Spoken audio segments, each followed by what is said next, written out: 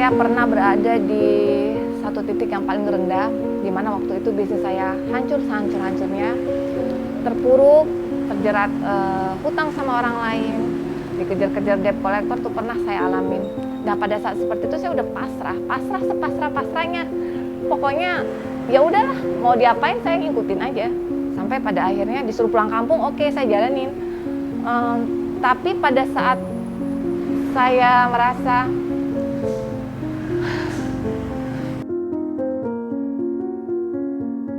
Assalamualaikum, nama saya Lili Lasir, brand saya bernama Rose Lily.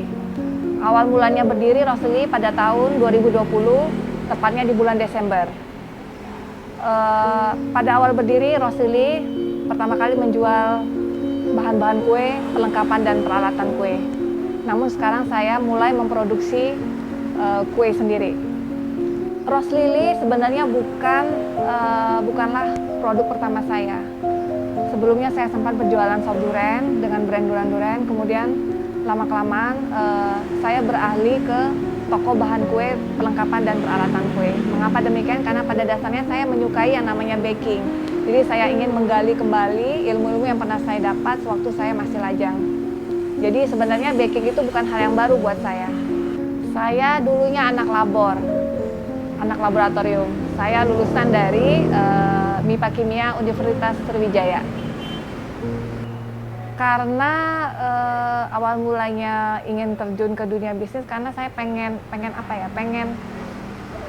sebenarnya pengen mandiri juga gitu ya. Karena wanita walaupun sudah menikah, sudah memiliki kesibukan, sudah memiliki anak, tetap harus bisa mandiri gitu. Setidaknya bisa menghasilkan sesuatu, bisa bermanfaat untuk orang lain. Karena yang namanya kita kerjakan itu ujung-ujungnya juga buat bekal kita nanti gitu. Sebenarnya latar belakang saya itu sebagai seorang sarjana kimia cukup nyambung dengan dunia yang sekarang saya geluti. Dulu saya belajar kimia bahan pangan, kemudian saya belajar kimia analis. Jadi di situ saya juga belajar tentang bagaimana cara bahan-bahan apa saja yang boleh ditambahkan pada makanan. Jadi di situ ada pelajaran yang kan kimia bahan makanan, namanya aja pelajaran kimia bahan makanan. Jadi contohnya kayak pengawet, berapa persen yang bisa ditambahkan dalam makanan, kemudian pewarna makanan, natrium benzoat. Saya dulu sempat berbisnis buah durian dan olahannya. Kemudian lama itu, lumayan hampir 10 tahun. Kemudian ada masalah gitu ya, namanya kita juga namanya berbisnis, jatuh bangun itu sudah biasa. Jadi saya itu pernah di titik yang serendah-rendahnya. Itu saat tahun 2017, 2018 itu saya benar-benar kolaps, benar-benar saya itu nggak tahu mesti gimana lagi, boleh dibilang bangkrut ya waktu itu. Dan saya udah pasrah tuh mau diapain nih. Saya malah sempat berpikiran ya udah kita tutup aja nih. Kita tutup aja, tapi saya tuh udah pada titik yang benar-benar ikhlas. Tapi pada suatu saat nggak tahu kenapa tiba-tiba sepertinya kayak ada dorongan gitu ya. Kamu kayaknya cocok deh buka toko bahan kue. Kemudian saya mencoba untuk berjualan, waktu itu bulan puasa. Saya berjualan namanya makanan untuk berbuka puasa itu namanya es pisang hijau. Saya susah sekali untuk mendapatkan yang namanya tepung beras. Saya cari kemana-mana, padahal waktu itu saya lumayan, orderan saya lumayan. Itu tahun 2018 kalau nggak salah, 2018-2019. Saya cari-cari di seputaran Depok, nggak dapat sama sekali yang namanya tepung beras. Sampai akhirnya saya masuk ke salah satu toko bahan kue dan saya masuk itu kok kayaknya enak banget, bau butter, bau susu, bercampur jadi satu, saya suka. Terus saya sempat mengungkapkan itu pada suami, Pak gimana kalau seandainya sop durian kita ganti sama toko bahan kue, karena kok kayaknya aku suka gitu. Kalau misalnya bahannya nggak terpakai itu masih aku bisa pakai untuk saya olah kembali menjadi produk.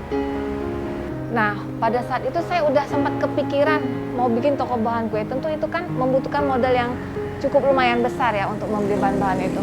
Kemudian saya waktu itu benar-benar udah pokoknya kita jalan aja, kita pajang dulu kalau di sini akan dibuka toko bahan kue.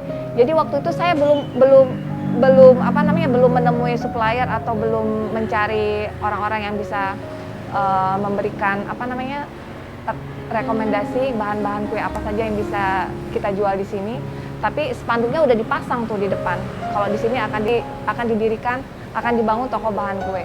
Kemudian semakin berjalannya waktu, alhamdulillah semakin banyak kita kenal supplier, semakin tiba-tiba supplier itu pada datang gitu. Mereka menawarkan produk mereka. Selain menjual bahan kue, perlengkapan dan peralatannya, saya juga memproduksi sendiri kue-kue basah seperti cookies, kemudian kue ulang tahun, kemudian kue buat hantaran seperti maksuba, kue 8 jam, kue lapis kojo, kue makjola, dan aneka brownies.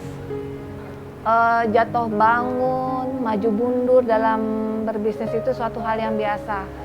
Terus kemudian naik, bangkrut, jatuh, sampai benar-benar di titik yang terendah, itu udah pernah saya alamin. Jadi pada saat di titik terendah itu ya kita mau gimana lagi, saya cuma pasrah aja, ikhlas aja, insya Allah pasti ada jalannya gitu. Insya Allah pasti selalu ada jalan, kalau kita yakin, insya Allah.